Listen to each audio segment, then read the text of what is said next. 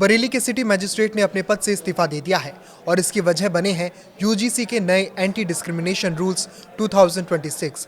ये नियम इस वक्त देश के कॉलेजों और यूनिवर्सिटीज में एक बड़े विवाद का कारण बन गए हैं। 15 जनवरी 2026 को लागू किए गए इन नियमों का मकसद तो कैंपस में कास्ट के आधार पर होने वाले भेदभाव को खत्म करना और स्टूडेंट्स को एक सेफ माहौल देना था, लेकिन लागू होते ही ये नियम सवालों के घेरे में आ गए हैं।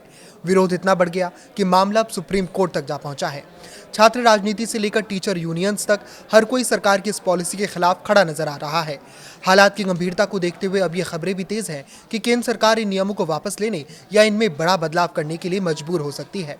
इस पूरे विवाद की सबसे बड़ी जड़ कास्ट यानी कि जाति की परिभाषा से जुड़ी है।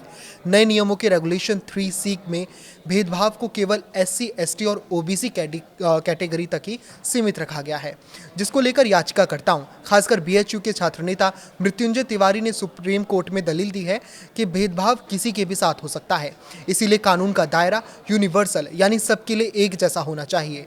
उनका कहना है कि संविधान का आर्टिकल 14 और 15 किसी भी नागरिक के साथ जाति के आधार पर भेदभाव को रोकता है। ऐसे में यूजीसी का ये नियम राइट टू इक्वालिटी का उल्लंघन करता है। विवाद का दूसरा पहलू इसके सख्त सजा वाले प्रावधानों के गलत इस्तेमाल का डर है। टीचर्स का मानना है कि इस नियम का सियासी दुश्मनी निकालने के लिए मिसयूज हो सकता है, जिससे यूनिवर्सिटीज का पढ़ाई वाला माहौल खराब होगा। वहीं दलित और आदिवासी संगठनों को ये डर सता रहा है कि 2026 के इन नए नियमों की वजह से 2012 के पुराने और स्पष्ट नियम कमजोर पड़ जाएंगे और शिकायतों को सुलझाने का प्रोसेस और भी मुश्किल हो जाएगा।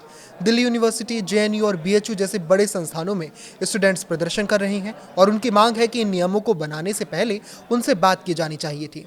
कैंपस में बढ़ते इस गुस्से और कानूनी चुनौतियों को देखते हुए अब सरकार डैमेज कंट्रोल मोड में आती दिख रही है। सूत्रों की माने तो सरकार के पास अब 3 रास्ते बचे हैं। पहला कि ये जाति की परिभाषा बदलकर इसे सभी स्टूडेंट्स के लिए समान रूप से लागू किया जाए। दूसरा विकल्प ये है कि विवादित 2026 के नियमों को पूरी तरह रद्द कर 2012 के पुराने नियमों को ही नई सख्ती के साथ वापस लाया जाए। और तीसरा रास्ता एक हाई लेवल कमेटी बनाने का है, जो सभी पक्षों से बात करके एक नया ऐसा ड्राफ्ट तैयार करे जिसे सब स्वीकार करें।